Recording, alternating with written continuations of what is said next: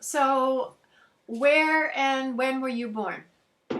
I was born in Jeddah city of Saudi Arabia on December 11, 1998. You're a Sagittarian. Does that mean anything to you? Uh, Not until like a couple of weeks ago I started looking up horoscopes. But yeah. And it's interesting because I did a book about, well, a trilogy about visionary scientists, and Sages were the most numerous sun sign because they ask deep questions. They're thinkers and askers. They ask Is questions. how true is that? Is it just like a, uh are there people who are Sagittarius and they don't have they're not deep thinkers, or is it just like a thing that every Sag is the same thing? Well, when you look at an astrological chart, and by the way, there's an Indian Vedic astrology and there's a Western astrology, but when you look, there's 12 houses that govern different aspects of our life, and there's different planets and heavenly bodies in the different houses, so it becomes very complex.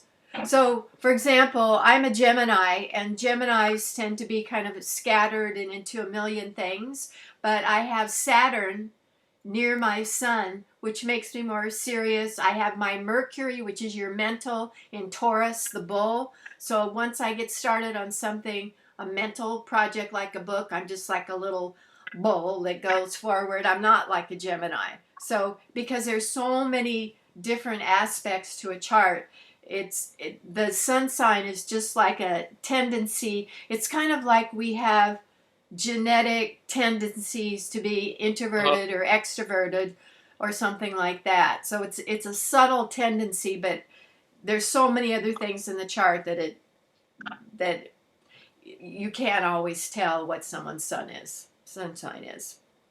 and you think it's accurate? For me it Do you think is. For me it is. okay? Yeah. And it's interesting because I have my moon in Libra, and if I'm the moon is your emotional, your mother, and if I meet a Libra man, I know he's going to like me. There's just something about my moon in Libra and his sun in Libra. There's kind of an affinity. Um, so, I could go into more aspects of it, but I think it's worth checking out and comparing, since your background is Indian, with Vedic astrology. In Vedic astrology, I'm Taurus the bull. So they're different ways of looking at it. That's what they use. That's what my parents use, and that's what a lot of people use to pick out baby names. So they go see an astrologer, and he does something. I've never seen one work, but they go and they speak to him, and then he decides he gives out a list of names, and then they pick. So And that, they that and Indians also use it to check out a marriage partner, their right, compatibility. yep, yep. So when your parents were married, did their families check out their horoscopes? Mm, yeah, they did. And did they do a good job? I don't remember like the story behind it, like as in what happened. Well, are your parents together and are they harmonious? Sometimes and sometimes not. I think like any relationship, but yeah, they're still together. um, so why is it that you are from southern India? Your Yes, so, what state? Tamil Nadu. I've been there and loved it. Oh yeah, Yeah. that's nice. And why is it that you were born in Saudi Arabia? So my dad moved to Saudi right before he got married. He moved to Saudi for work because at his time, maybe 30 years ago, Saudi was still it was growing fast, and there was a lot of contracts, and he was an engineer, and he was just going there and trying to get jobs and business. So he thought it was a really good idea. And do you have siblings? Yeah, I have one brother, an older brother. He's in the UK,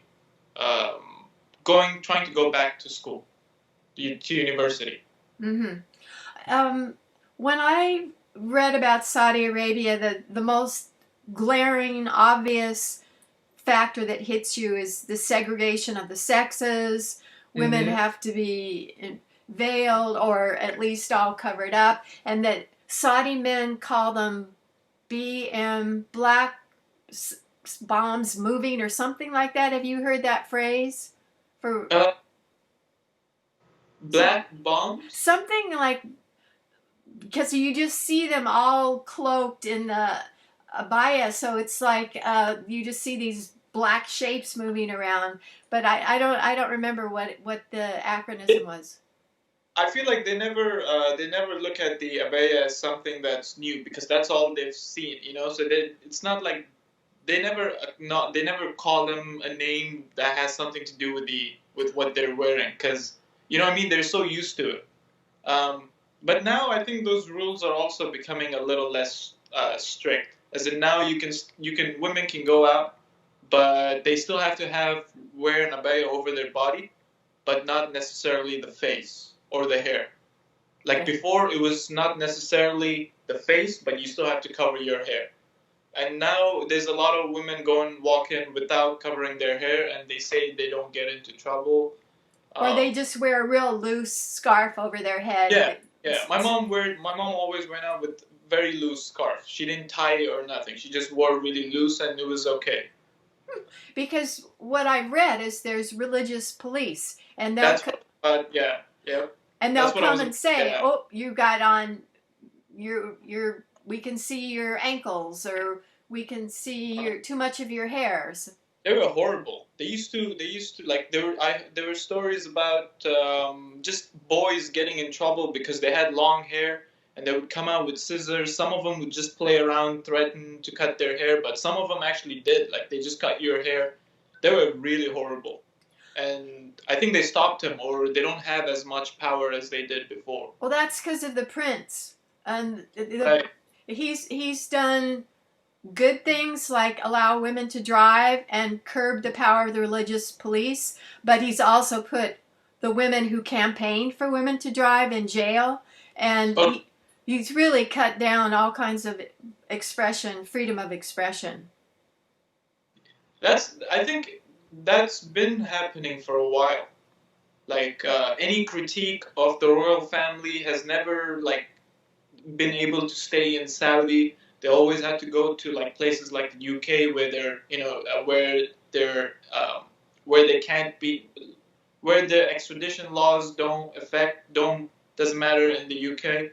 So I think it's always been like that. He's just doing what the kings before him did. But I But think I didn't know he put the women who campaigned for yes, driving in jail. yes, and That's there one of those women wrote. I've forgotten her name, but she wrote a autobiography, and she was in jail. And it's not like here where you have like a little clean uniform and you have regular meals. It was gross. There were big rooms full of women with rats and bugs, and you of course no one can visit you. You don't have access to a lawyer. I mean, no rights at all. no, nothing. And it was only because of political pressure from certain people that she was able to get out.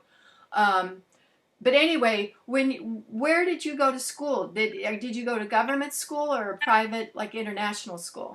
Uh, I went to multiple private international schools that taught the British curriculum and the Indian curriculum.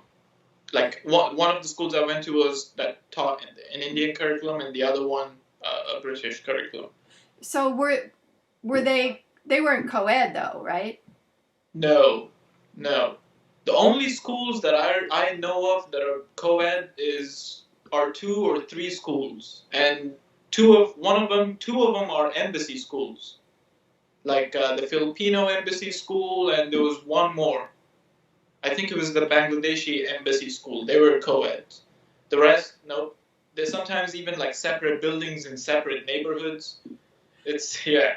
Even No, university, I think all but one, the women's university, they're separate, and the male instructors have to speak to the students on video. oh wow. They can't. That Yeah, you didn't hear people talk about that? Not much about the university. Um, I knew only a few people that went to the university, but I always thought they were kind of co-ed, like maybe in the same building, but just like different classes, or some classes were together. But I don't really know much about. From what I know, the only co-ed training is for medical professionals. If you're going to be a doctor, they had they had male and female students, and there's a new kind of big women's university, and I think they could have male professors in the classroom. We'll have to check. So what did that do to your understanding of and feeling about women, since you didn't have them in school, you didn't have a sister? I mean, was your only close contact with a female your mother? So I would say, so here's how I grew up. My mom was a teacher at school, and she was also a tutor. So after school, there was always kids in our house for as long as I can remember. So she also tried to keep separate because of the landlord. He didn't want the students being in the same room, but she kept them separate. And then I used to help her teach. So I used to go around, sit down with some students and teach. So I did have like interaction with girls of my age, a little older than me, but not the closest. But we did have, I don't know, it's like an Indian thing. This is where no matter where they are, there's always like these groups of people. They just become really close friends. Like even like they just have this circle, and then the kids grow up kind of with each other. So I did have like really close Indian family friends, and there were girls, and like I had that exposure. But outside of the family, not too much. It's just the friends of my friends, like my friends' girlfriends or something like that. That's like how I met people. But it's not like I could. I was always like I was always a little afraid of like just going and talking to a random woman on the street, because if she does not like it, or if someone standing around does not like it, it's really easy for you to get arrested and they take you to the police station. Then your parents have to come get you out, and that's a whole nother issue in the house. Right. What I've read is that cell phones make it a little bit possible for young people to talk to each other, and guys will like see an attractive young woman in the mall or someplace and try to give her their phone numbers or something. So phones allow Yeah, us some contact. yeah. Phones and social media. Yeah. Huh. What do you think it does to people not to be used to, accustomed to being with the opposite sex? Like, 'cause for the Saudis, they didn't have as much contact as you did with girls. So I wonder how it changes their thinking about women. So with the Saudis, I think they also have the similar type of thing with like family, friends, and relative. So that's how they get their exposure through the family. But it's not that I think they don't really understand or kind of like respect women. But I think for a long time they have an idea, and then when they start growing up and they start meeting women, then they kind of understand. Like I think it comes later in life, much later than like kids in America would experience. You know what I mean? Mm-hmm. I mean, but there is a huge difference. Like it's very different if you're a boy or a girl. Your lives will be really different. They will take completely different lines. That's for sure. But about interactions, I actually don't know much about it. You Like, know, if I was in Egypt in 2011, and before that, I was kind of like prudish about American young women showing so much of their bodies, you could see half their breasts and all of their bellies, and I was kind of like, ugh. But when I went to Egypt, I was, what, your background is Hinduism. So what was it like being raised a Hindu in a really Muslim country that doesn't allow any other religious practice? People didn't get it. So because people were like, they tried to understand, but I think it's just they were not interested or they didn't really like care. So we try to avoid talking about religion with most people because when they do ask, it eventually ends up with them either thinking of it as a complete joke. Because when we say we have multiple gods, they're like, "How does that work? You worship cows. What is that about?" And you worship dolls, and what is that about? And it's just that keeps happening, so it gets a little frustrating. Right. Or every conversation ends up with them trying to convert you. Like some people will do it in a very nice way. They will talk about their religion first and kind of like put out all the cards and see what you think. But most people just come up straight up and say, "Hey, you're going on the wrong path. Come here. This is right." And that was really annoying. But besides that, I mean, until religion came up, it was okay. But and there are like it is still a minority compared, to the majority in religions. Like, but there are many Christians and there are many non-Muslims around.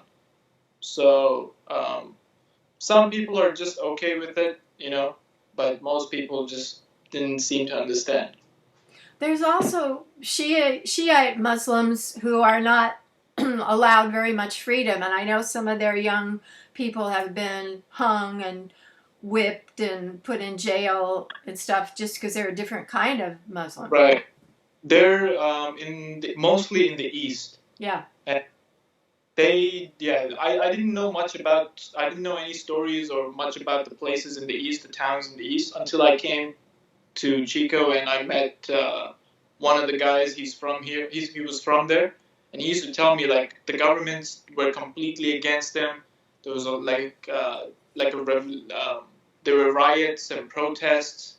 People were getting thrown in jail, killed, and yeah, they're not really with the Shias of Saudi, the government, I mean. No, they think they're heretics, I think, just like other religions are heretics. Mm-hmm. Well, I think it's kind of like fundamentalist Christians here. They think that if you don't believe what they believe, you're going to go to hell or something. So they're trying to save you from Yeah. eternal damnation. So were you able to practice holidays like Holi, where you throw colored dye on everybody, or what kind? How does one be a Hindu in a Muslim country? So you have. I never celebrated Holi, but my mom knew a lot of other Hindu people, and there was also kind of like that community. Not really, but she knew people, and then there was like dinners and stuff like that. Like for Diwali, we go to the beach or something, and if we happen to see someone selling crackers, then we use the crackers and light them up and all that, because that's part of the festival. Of lights. Or mostly it's just like food. But there were no temples. But my mom has this little like cupboard in the house, and she has all these pictures and stuff, and where she can perform the rituals, Puja. as you pray.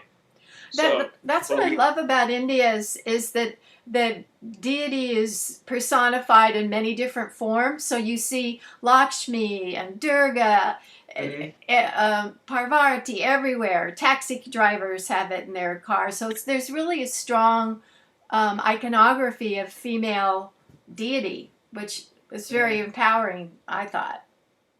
I actually don't know much about the religion, because when my mom prays, she prays in a different language, and I used to sit there. And from a very early age, I didn't like it because of all the stigma I was getting from all my friends, and I didn't understand it. So I think that kind of left a mark. But I think now I'm starting to read a little bit about it, but I'm not a really proper believer of religion or something. There But yeah. used to be a temple in Chico where they would celebrate the holidays and that kind of thing. And I used to really like to go there. It was, they're beautiful ceremonies and great food. But even there, the boys and the girls were separate. Oh yeah. Yeah, they could maybe they talk to each other on cell phones, but they wouldn't mix. Oh, that's not because of the religion. That's because of the families. You know, like the Indian family, where they just don't let you go around and date, basically. Right. But yeah. But what's interesting to me is that a lot of people that I know, including me, believe in basic Hindu concepts or Buddhist concepts of karma, reincarnation, that yoga comes out of a Hindu tradition. So a lot of I think people's views in the West are influenced by Hinduism. Mm-hmm. Like, isn't it the oldest religion or something like that? It's Hinduism's older than Buddhism. It's older than Christianity. Um, Maybe Taoism and Confucianism are as old. I don't. Probably not. It's probably is one of the oldest, huh? I read somewhere about it being old, like it's been. So you're saying that even though they do have interaction with family, friends of family, that there's still kind of a, a fascination with women in a way because they're kind of unknown. It's like it's like being restricted from something, and then it grows your interest and your curiosity, I guess. You know what I mean? Oh yeah. It's that kind of thing. But everyone still goes out on dates and stuff. Before it was harder because restaurants and stuff, they kind of keep an eye whether or not you're coming in together or you're coming in separate. But now they're kind of loose. They're not as strict. Like and there are cafes that are open and they don't care if you're coming in as long as you're not making. When was the last time you were in Saudi Arabia? 2.5 years ago, 2018, December. So the Prince bin Salman was just in power then? Mm-hmm. And yeah, pretty recently. What were you hearing from young people? I mean, they probably liked that he made things more open in some ways, but more oppressive in other ways. I don't know. What have you been hearing about young people's reaction to him? Because he's in his 30s. Right. Back then, we didn't hear. He didn't really make that many changes. So it was, I think, right after I left, by about like the new year, and then change. Then you could actually start seeing the changes.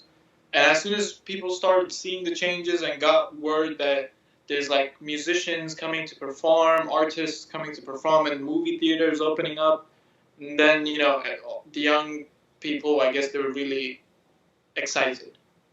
So I think that they really approve of him, of what he's doing and stuff.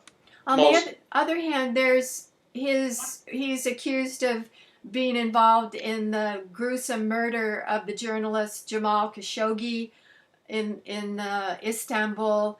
So I think the Saudi monarchy has a view of power that I can't conceive of. So if I don't like you, it's my right to chop you up in little pieces and dispose of you. I have the right to do that somehow. We all used to joke back home, like we all used to joke as if you say anything about the king, you better be careful, as in you're probably going to disappear or we're never going to hear from you again, And there is some truth to that joke, as in like that happens a bit. I mean, I don't know anyone personally. I've never heard of any story that's really close to me, but I think everyone knew it. Like, if you probably spoke or was a critique of the king, it's not going to end well for you. And yeah, so that is definitely a thing. But I had like high hopes for this crown prince until I heard about that murder. You know, maybe it was not directly his orders. You know, because there's a lot of people that are with him, maybe. But I really hope it was not directly from him. But now that the way they handled it, I was looking into that and the way they handled it, and the way they tried to hide and lie, yeah, it probably Yeah, is they that. wouldn't. It was very organized. I mean, they had the equipment to saw up his bones that they carried on the plane from Saudi. I mean, it was so organized and orchestrated. They wouldn't have done all that in another country without somebody high up saying go for it.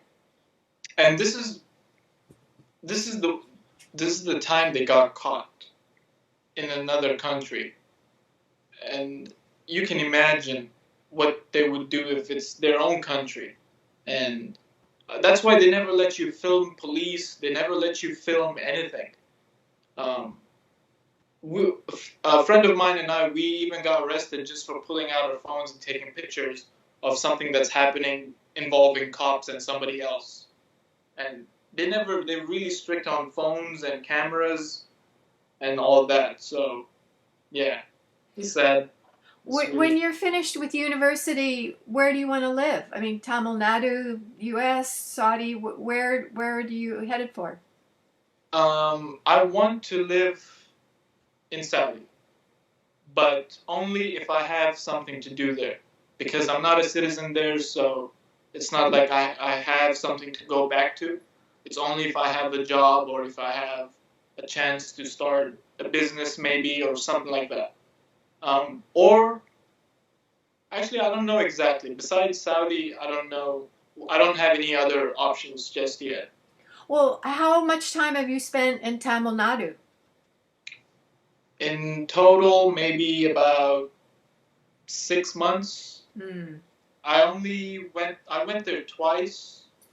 One when I was, I think, about 5 to 8 years old, 5 to 10 years old, and the second time 12 to 14, somewhere in those years. 12 to 15, somewhere in those years. I only spent like maybe the summer vacation there. What was your cultural shock? What struck you when you visited Tamil Nadu? A lot of people don't speak English. I mean, it's like Saudi, a lot of people there. I mean, back then I used to think a lot of people didn't speak English in Saudi, but in India I thought there would be more English speaking people, but not that many. The temples were nice. Nature was nice. It's a different uh, climate than Saudi too. But yeah, Um, what strikes me about India is how colorful it is. Women's saris, women's suits, yeah, stacks of dye in the market. It's everywhere you go. It's just like a feast for your eyes. Where you and smell of cows. and cows walking around New Delhi, you know. um, well, that's interesting because your home is Saudi and but your lineage is Tamil Nadu. So it's an interesting experience to have your homeland not be where you're a citizen. Right. Yeah. That's one thing that I always hated about Saudi is that doesn't matter how long you're there for, you know, from the day you come in to like you spend, doesn't matter how many years you spend in that country, you're still considered the same. Like you have no benefits of the time and the work you've put into that country. I think they said they were talking about changing something like giving out green cards. I think that would be great if they at least allowed permanent residency. Um, but yeah, until they do that, it's really. I don't think I might go there if they don't do something like that. But who knows? What are you studying in university? What will you major in? Right now, I'm doing automotive technology. I'm hoping to do economics, major in economics, for my bachelor's. At Chico State? I haven't decided yet. I have to see, like if I can get any scholarships. So I'm still looking at universities. Is university free in Saudi? Um, I actually don't know. I mean, there are private universities, small private universities. They're not free. The big university in my city is I don't think it's free. It's cheaper for Saudis than it is just like here, domestic and international. But I really don't know much about their fee structure. Mm-hmm. How that works. So what's the connection between auto mechanics and econ? How do those fit for you? For me, I was actually trying to have a career in like the racing industry, but I see that it's more of a personal passion than it's something I want to do uh, as a job. That depends. I'm still not sure. But econ, I think, is a good thing to have. Also, if I like, I had an intro to economics, microeconomics, and I really like that class. So no, there's no connection really. It's just one thing was a goal I had maybe a few years before I came here, and the other one's something that I'm just discovering now. Got it. When you first came to Northern California, what was the culture shock? What was like, whoa, this is different? I'm surprised. The fact that I left Saudi, that alone was a huge shock. When I came here, I like that I can speak English to everybody. Because when I was there, I didn't know how to speak Arabic for a long time, and that was a little tough, not being able to like speak. But then here, it's nice that I can speak English to everyone. Um, Culture shock, I'm not sure exactly. It was a shock, but I don't know what exactly was the shock. Maybe the no abaya thing, no these black figures just walking all over the place. Maybe that too. But yeah, I think for me the difference between India and here is India there's a lot of life on the street. I mean you'll see guys like taking a nap on those string cots and people talking and there's a lot of liveliness interaction, whereas here you can walk down streets in residential areas and there you don't see anything. yeah, yeah. Same, almost the same thing in Saudi as to India. There's usually things happening when you walk down the street. Ah. Not exactly very interactive, but you'll see people doing things and walking around. But I guess in the suburbs, it's a little different because we used to live in like these tall apartment buildings with a lot of stores on the ground floor. So there's always things for people to walk around and buy and stuff like that. But that is true. There's not a lot of people spending time outside their house. And the other thing that strikes me, I think, is the number of overweight people in the U.S. compared to other countries. When I come back, it's like, whoa, this is amazing. Yeah, it is. There is a lot of people, and the ones, the scooters is another thing that I see a lot. People that are overweight have to use those scooters to move around stores. That was something that was weird. Yeah, that's a surprise. So, what do you hear from friends or family about Modi, the Prime Minister in India, and his Hindu nationalism, his kind of sidelining Muslims, sidelining environmental issues? But he got reelected last year, so he must be very popular. He's popular. I mean, my family never talks about politics. Never. My dad does, but not with us. So, and family back in India, I don't speak to them much, so I don't even know what they think about that. But I don't know what's going on. I thought India was over this whole Hindu Muslim fight thing, but I guess not. And it's kind of embarrassing when if to think about it as as from an Indian, you know. I don't know, because these people openly say that we have to kill Muslims and stuff like that. People that are with Modi openly say in like their speeches and stuff, and people still like him. I don't know what's up with all that hate. I think it's only because they eat beef. So I think that's how it all started. But I don't know.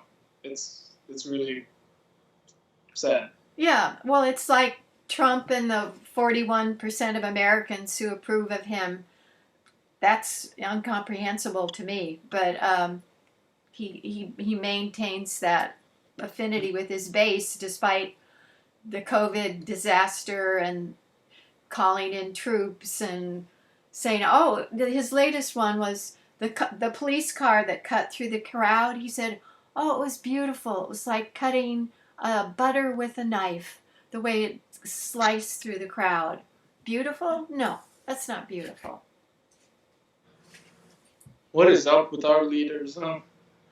Well, and there's a bunch of them all over the world. I mean, it's a phenomenon like Brazil's Bolsonaro and Philippines and Hungary. So it's not just the countries that we've been talking about. I guess they make people think I'm the big, strong daddy and I can solve people's problems. But I think they're finding that they're not solving problems. They're making things worse. So when do you graduate from community college? In one more semester. So you need to be applying for your universities. I'm planning on doing an internship for a year because that's the only time I'm allowed to work at a garage. Because of liability issues, you know, you have to have proper paperwork and stuff like that. So I'm trying to make the most out of that 1 year doing internships. And I'll apply and move to university. So in about a year and a half, I'll go to the next university. And so you don't know yet where? I mean, I want to go to some place in LA, a bigger city. But if that does not work, I think I might just stay here in Chico. Since rent is cheap and all that. Yeah. And you have access to the Bay Area, not too far away, that kind of thing. Do you speak Tamil? Not fluently. You can I understand. didn't grow up speaking Tamil. I grew up speaking English with my parents. But I understand Tamil. So I know the words, it's just I'm not used to speaking it. You're not fluent. Yeah. And do you speak Arabic at this point? I speak a broken slang Arabic, but which also I understand very well, but because I didn't speak it for a very long time and most of my friends spoke English, so I didn't really practice that much. But I can speak it, you know, to get in and out of like stores if the cops pull me over. So I'm not very fluent, but I'm better at Arabic than I am with Tamil. So I'm not clear where you would want to go to university ideally. It sounds like California. You want to stay here? I've been thinking about that. Like, would I want to? I don't know. I think it really depends on what I'm doing. Like what it is that I'm doing for a living. I think that's really what it depends on. Wherever that goes is where I'll be going. So, but I would like to retire at a place like Chico. Maybe like somewhere up in the mountains, not too far from the city. I like that, the whole living in the mountains scene. Nice. Interesting. When you were in Tamil Nadu, you probably didn't see a place called Orville, not like Orville where you are, but Auroville. It's a huge international temple. Next time you go, it's fascinating. There's a French woman named Myra Richard, who they call Mother, and she was kind of like the guru. And then they built this huge temple near Pondicherry with international workers and people, and it's incredible. So I hadn't seen it since its beginnings. So next time you go there, it's worth checking out. What's it called? Auroville. Oh, it's Oroville, but not Mhm. like Northern California Oroville. um, what have you found about students? Like people, international students say, "My God, in Chico State, students come to class in their pajamas." And they use their cell phone in class. They call their teacher by their first name. I don't know. Did you find a difference in terms of the relationship between students and faculty? Yes, but not. It's not surprising though. But I mean, even back home, even in Saudi in the international schools that I was in, there were some teachers students were really close to, and there were some teachers they weren't. And they had a uniform, so you don't see students coming in pajamas. But I mean, it people get it. It's university.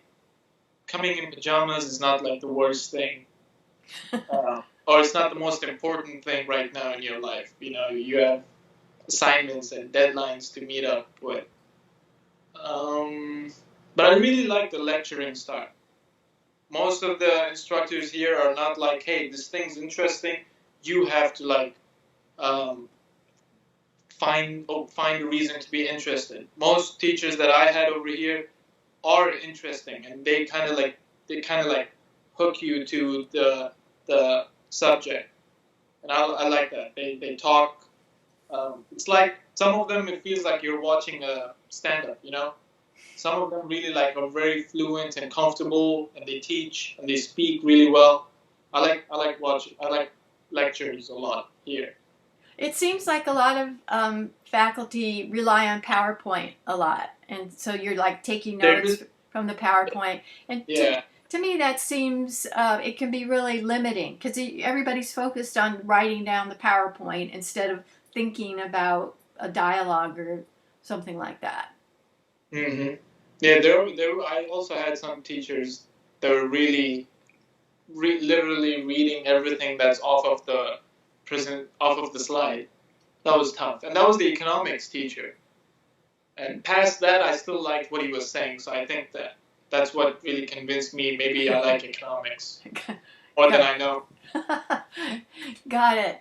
Um, I'm interested in generations and generational influences, and you're part of Generation Z. And what I wonder what you've noticed are characteristics of young people compared to older generations that you've seen in Saudi and in California. Can you Do you think that there's different ways of being for people who are Generation Z rather than X or Y? And comparing two different like places, like Saudi and America. Well, do you think what I'm interested in is do you see generational differences? So, Generation Z is 25 and younger now, and Generation Y is 26 and like to mid 30s, I guess. So, do you see differences in characteristics, attitudes, goals, ways of being from people your age and older people? See, I haven't met a lot of people in Saudi in that age group. I only knew people that were of the same age as me. I mean, there is some similarity, but I just can't like figure out what. Now that I think of it, I feel like it's the same, but with two different cultures. It's the same type of thinking, but with two different things to think about. You know. especially with like the older generation in Saudi, like my parents' generation in Saudi and over here. Um, but I really don't know like how to say what exactly it is or what the similarities are. What I see a lot with Generation Y and Z is they're really tolerant, accepting of diversity. They don't care your sexual preference. They don't care if you're male or female or something else. They don't care what color your skin is. They're not interested in labels. They're interested in who you are as an individual.